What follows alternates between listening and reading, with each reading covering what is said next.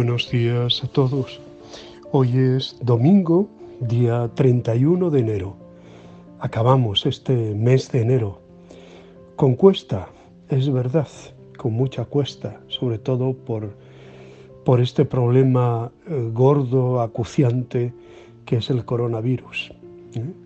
Y que está metiéndonos en apuros en todos los sentidos, desde la salud, la economía, el trabajo, la unión familiar, el poder participar de las celebraciones, muchas cosas va cambiando este coronavirus.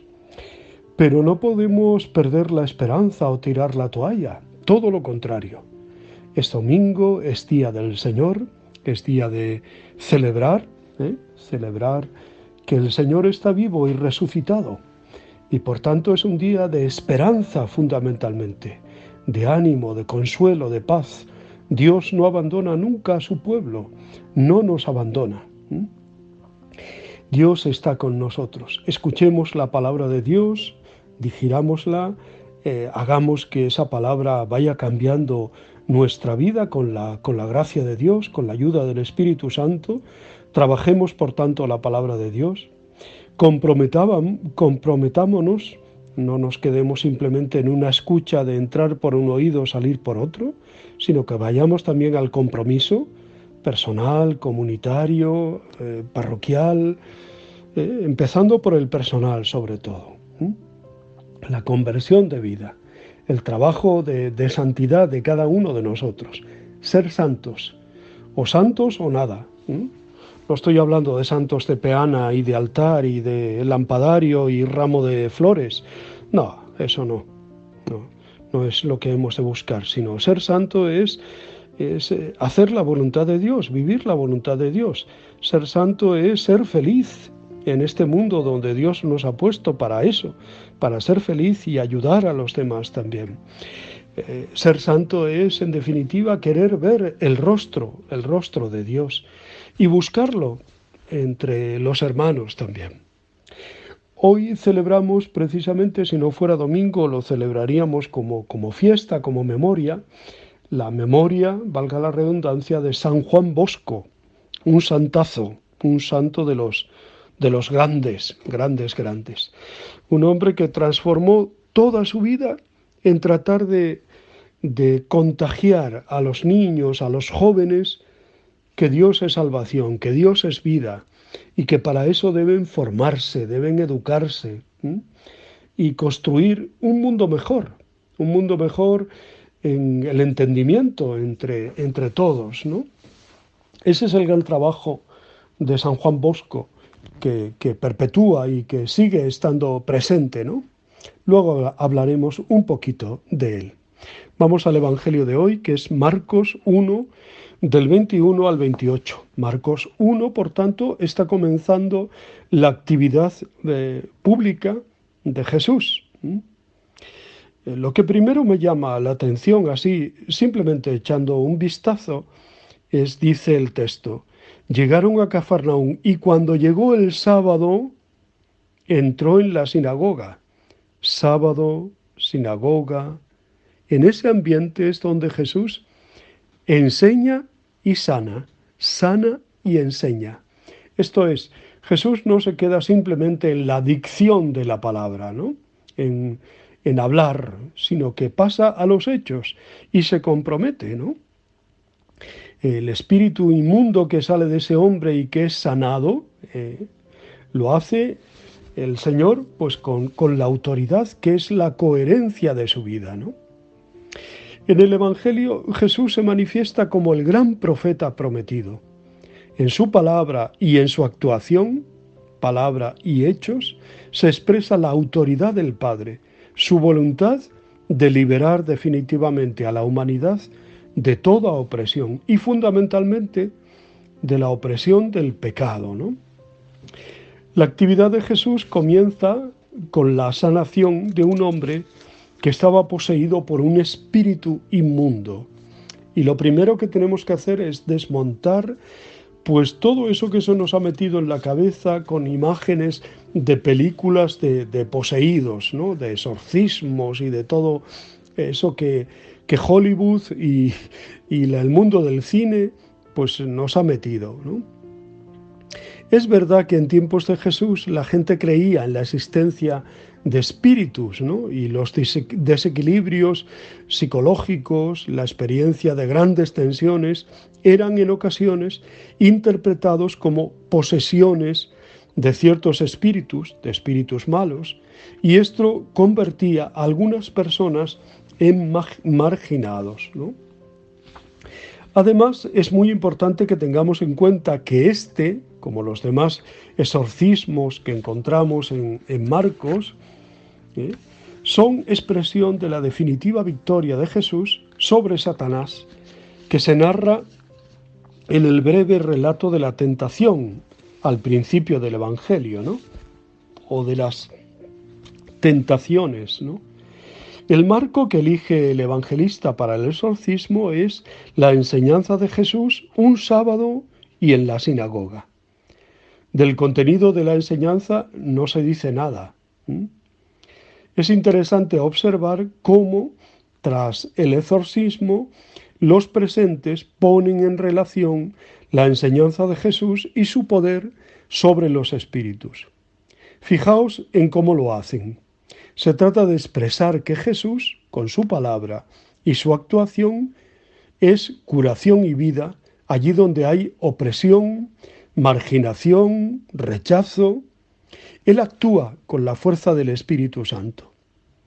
En este pasaje hemos visto que enseñanza y sanación van unidas, que las palabras sin los hechos no tienen mucha fuerza.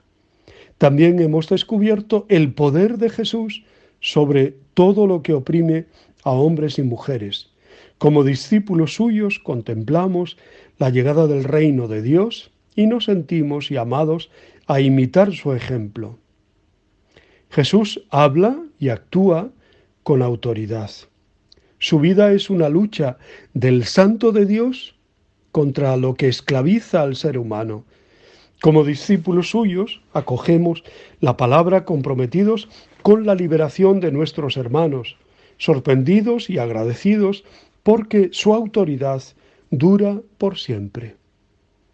La tarea de Jesús es encargada a los discípulos en el relato de la elección de los 12 y también otra vez al final del Evangelio. Por tanto, es una tarea actual. ¿Cuáles son los espíritus inmundos que oprimen a los hombres y mujeres de nuestro tiempo? ¿Cómo podemos desempeñar el encargo de Jesús? Cállate y sal de este hombre. Con unas pocas palabras, Jesús desata a la humanidad de todas sus cadenas. La lectura de hoy nos permite, por tanto, respirar libertad. Cristo rompe las cadenas y nos da la libertad. El Señor nos ha ganado para sí. Ninguna opresión es ya dueña de nuestra vida. Podemos recordar aquellas esclavitudes que someten a tantos hombres y mujeres que viven junto a nosotros. No solo la droga, hay muchas esclavitudes, ¿no? De modas, de formas de actuar, de vivir, ¿no? Pidamos al Señor que continúe actuando a favor de su pueblo y comprometiéndonos nosotros en su misma tarea. El Evangelio de Marcos se deja llevar por su sentido de la ironía. Jesús no hablaba como los letrados, sino como quien tiene autoridad. Pero, ¿cómo? ¿No eran precisamente los letrados quienes tenían autoridad? ¿Qué autoridad podía tener aquel hijo del carpintero, de quien nadie conocía apenas nada? Ciertamente no será por el contenido de su enseñanza por lo que se habla de la autoridad de Jesús, contenido que en este caso no se explicita, ¿no? Sino de autoridad, si de autoridad se trata, es de la autoridad de quien se toma en serio a las personas, no dejándose llevar por ningún tipo de prejuicio. No tiene nada que ver con la autoridad que se confunde con el poder y que llega a anular al otro, engrandeciéndose a sí mismo. La autoridad de Jesús, en cambio, Es la de quien engrandece al que tiene delante y se manifiesta en el servicio humilde. La autoridad de la que habla elocuentemente, por ejemplo, el episodio del lavatorio de los pies, como nos narra el evangelista San Juan. Interpretando su gesto ante sus asombrados discípulos, les dice Jesús: si yo, siendo el Maestro y Señor, os he lavado los pies, también vosotros debéis lavaros los pies unos a otros. Pues ahí tenemos el trabajo sobre el Evangelio de hoy, ¿no? Decía al comienzo que hoy celebramos la memoria también de San Juan Bosco, presbítero. Juan Bosco nació el 16 de agosto de 1815 en Castelnuovo di Asti, actualmente de Bosco. Ordenado sacerdote y acabada su formación bajo San José Cafaso, se dedicó, con la ayuda de su madre, a la asistencia de los jóvenes pobres. Primero, mediante los oratorios festivos, los cuales se convirtieron en diarios y evolucionaron con la ayuda de la beneficencia pública hasta la formación del gran oratorio de Baldocco en Turín, con un hospicio para estudiantes y obreros, transformando luego en colegio de tipo clásico y en talleres de formación profesional. En 1864 fundó la Sociedad de San Francisco de Sales, salesianos, para la formación de los jóvenes y otras actividades apostólicas, revistas, en fin, mucho trabajo en ese campo. Con la cooperación también de Santa María Mazzarello, fundó para las jóvenes el Instituto de María y María Auxiliadora. Murió en Turín el 31 de enero de 1888, con el consuelo de ver su obra extendida por todo el mundo. San Juan Bosco se distinguió también como escritor y político. Su prestigio como sacerdote y como educador de los jóvenes necesitados o en riesgo le valió el respeto de las autoridades civiles y religiosas de su tiempo y de su país, así como una notable fama en el extranjero. Sus obras fueron requeridas directamente por jefes de Estado y autoridades eclesiásticas de países como Ecuador, El Salvador, España, Francia, Inglaterra, Polonia, Palestina, Panamá, Argentina, Brasil, Uruguay, Chile, Colombia, Venezuela, entre otras muchas. Fue un visionario, un profeta de su tiempo, al punto de predecir acontecimientos que se darían a lo largo del siglo XX, en lo referente a sus salesianos, a la Iglesia Católica y al mundo en general. El 1 de abril de 1934, solo 46 años después de su muerte, en 1888, San Juan Bosco fue canonizado por el Papa Pío XI. Además, Pío XI en su canonización lo presentó como modelo del religioso apóstol de nuestro tiempo, ¿no? Juan Pablo II le confirió el título de Padre, Maestro y Amigo de los jóvenes. Qué bonitas estas palabras y qué certeras, ¿no? Padre, Maestro y Amigo de los jóvenes. Poblaciones, provincias, parques, calles, teatros, museos, universidades y sobre todo colegios llevan su nombre. La familia salesiana es uno de los grupos católicos más numerosos del mundo y existen obras de Don Bosco en 130 naciones.